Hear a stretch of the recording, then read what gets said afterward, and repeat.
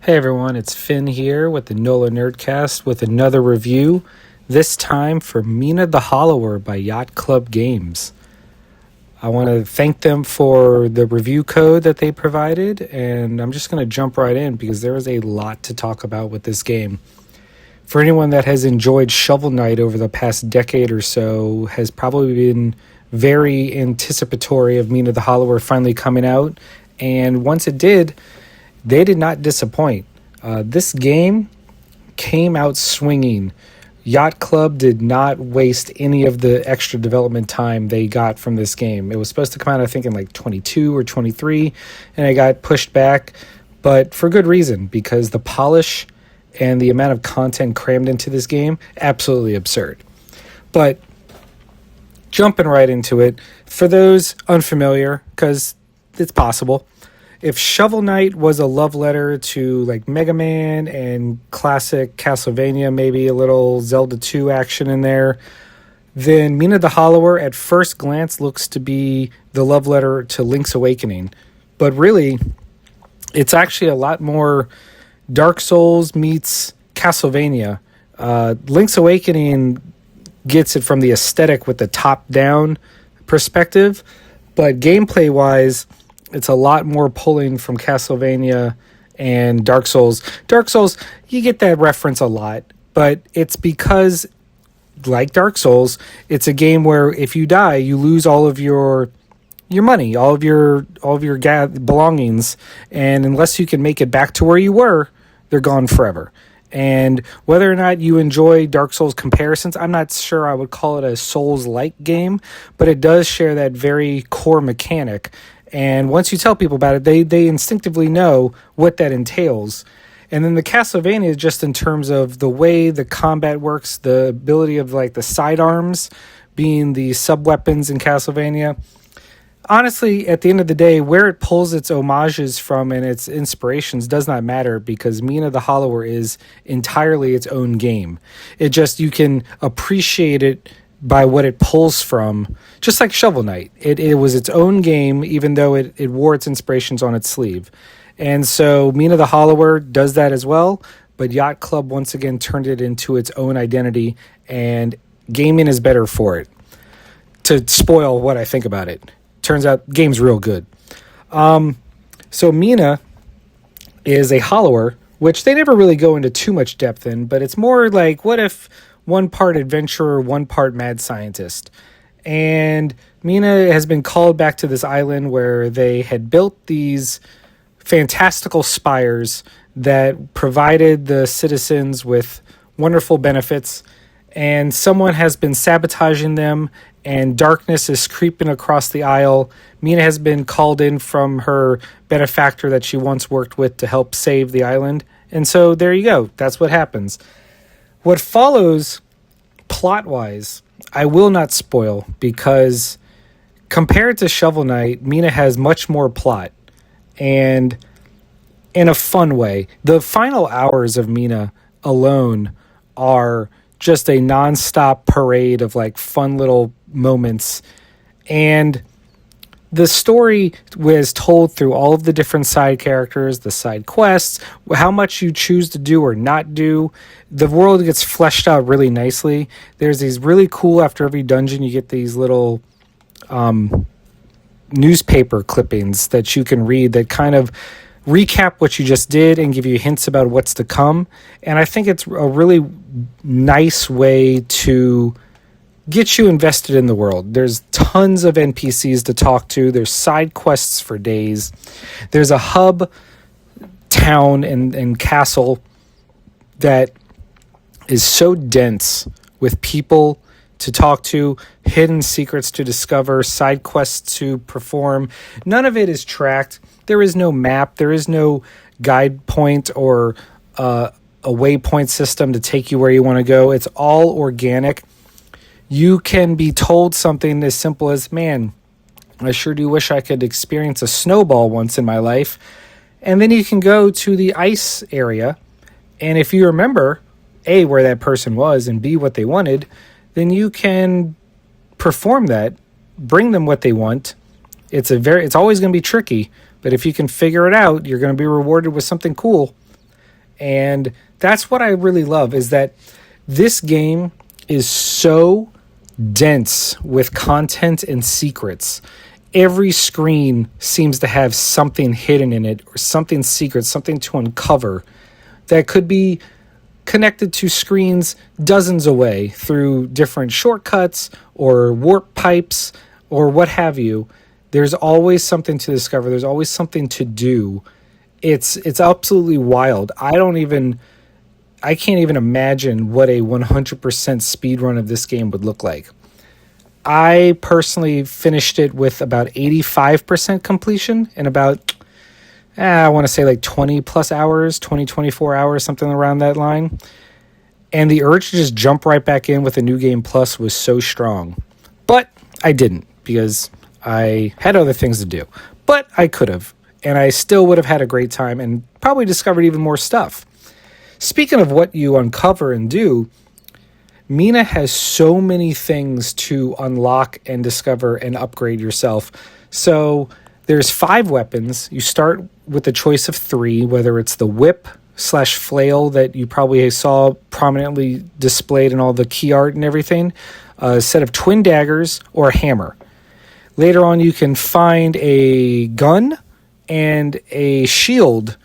But all 5 of those weapons have 2 upgrades each that make them play almost entirely differently. Like the flail can then kind of spin around. You can move it around while removing stagnant. The shield can be thrown in a kind of a boomerang arc, stuff like that. And then there's 14 sidearms, which, if you're familiar with Castlevania, is more like the sub-weapons. And just like Castlevania, one of them is an axe that flies in an arc and then has like a splash damage. There's daggers. There's sub-weapons that are entirely defensive or tactical in nature, like a dash, or my personal favorite, a drill that would propel you forward. So if you combine it with the burrow jump, you can get absolutely crazy distance and uncover a lot of cool secrets that probably would have required much more precise platforming than I was prepared to do. And then besides that, there are 60 trinkets, which are like these passive upgrades that you can equip up to 5 of. And those alone completely can change the entire way you play the game. Between the weapons, the sidearms, and the trinkets, you can pretty much customize how Mina plays to fit your play style. Like for me, I like to play a lot more defensively, mostly because I'm terrible at games sometimes. And so I had trinkets that would protect me from spike damage, that would help me stay burrowed longer so I could maneuver around better. I had ones that allowed me to do like damage while burrowing. There are trinkets that allow you to attack enemies without missing, to boost damage. Like as long as you keep hitting them, you build up a combo that does more damage. There are some cool ones that I really like. Early in the game, you get one that has these bugs that float around you and can damage enemies.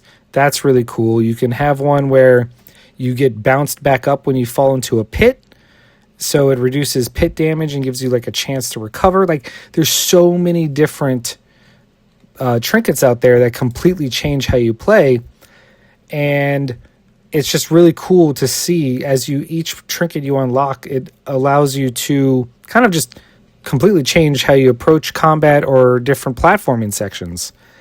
Let's see what else. Speaking of the burrowing, the whole concept of Mina the Hollower is built around the concept of burrowing. So instead, you have a jump, but it's not really as good a jump as you would need.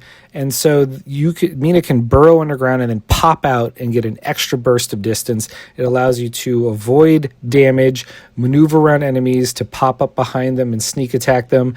And since so many enemies have shields or other defensive maneuvers, it's really crucial.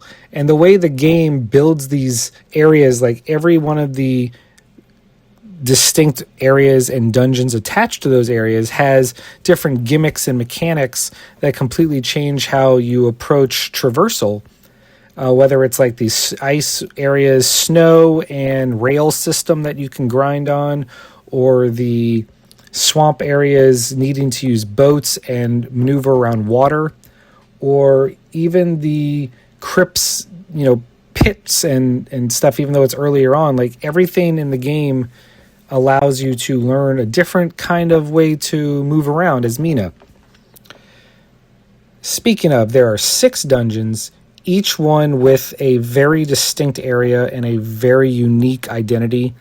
There is a crypt, there is a town, there is a beach, there is a swamp, there is a crazy other one I don't even want to talk about. I do just want to say fuck the swamp. Hate it. I don't hate it. I hate how hard it was. It has the worst boss in terms of just frustrating me to no end. I will forever harbor a burning hatred of the swamp, but kudos to the Yacht Club for making a area that could elicit such a reaction and yet still motivate me to want to triumph over it. It wasn't I want to quit because I hate this so much. It was I hate this so much, I will make it my bitch kind of moment. Fantastic.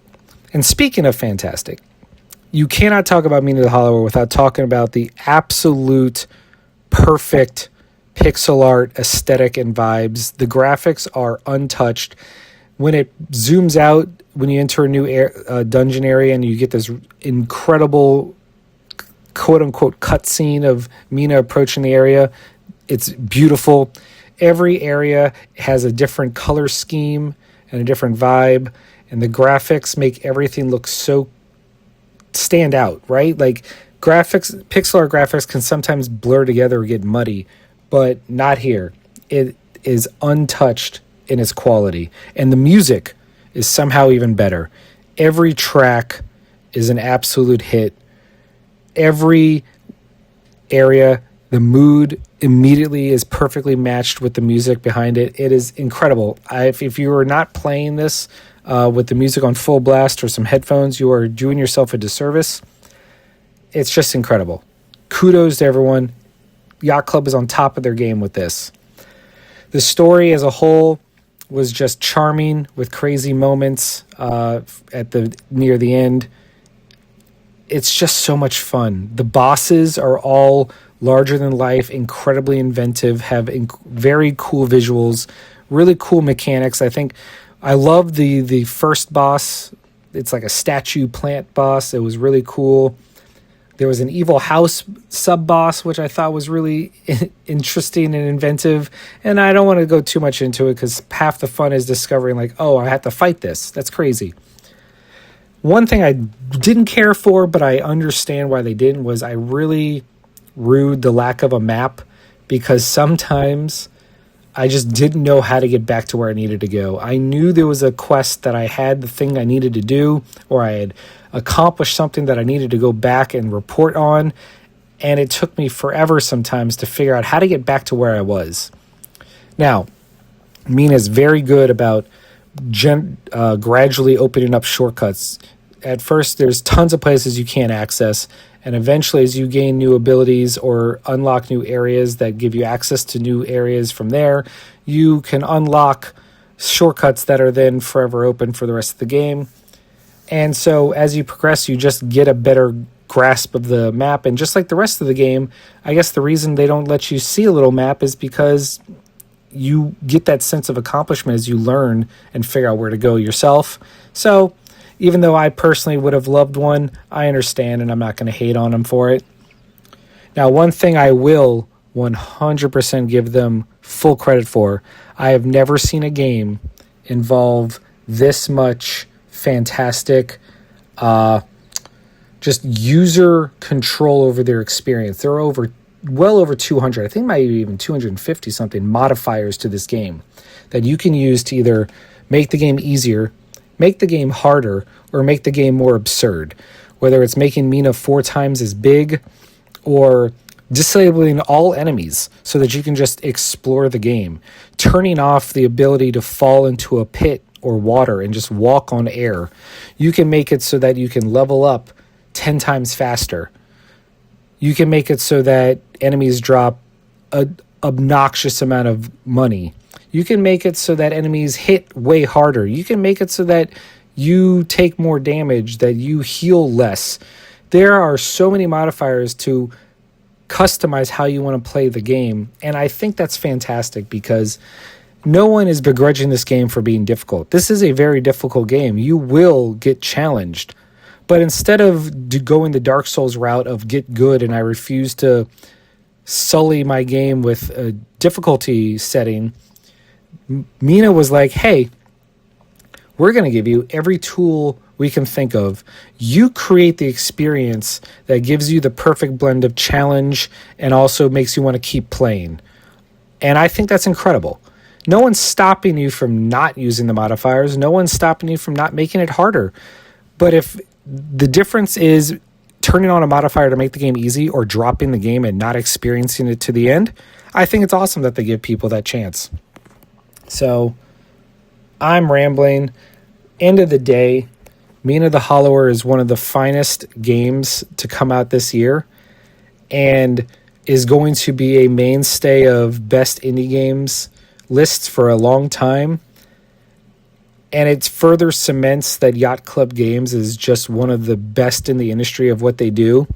I cannot wait to see what aesthetic and retro style they try and pay homage to next, because if Shovel Knight is their first game and Mina is what follows, then man, I can't wait to see what their junior outing is going to be. It's crazy. All in all, Mina the Hollower is one of the best experiences you can play, and because of the modifiers, it's literally a great game for everybody. Because between the modifiers, between the trinkets, the weapons, and the sidearms, you really can customize this game to play however you want to play to give you the most enjoyment. And I think that's fantastic. And they deserve all the credit for that. And I loved it. This game was incredible. And yeah, go play this. This gets like a 9.5 out of for me. The only thing stopping it from being a 10 is because I wanted a map.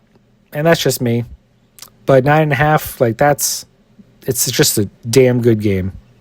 Also the tower segments where you have to, after each tower dungeon, you have to climb up the tower. Those segments, while cool, and I get it, were incredibly frustrating to me.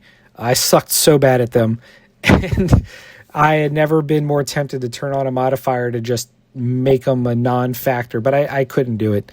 But man, it was rough, and how dare they? So yeah, 9.5, one of the best games I've played all year, and I think it's going to go down as one of the best indie games to come out this generation. So give it a shot. Finn out.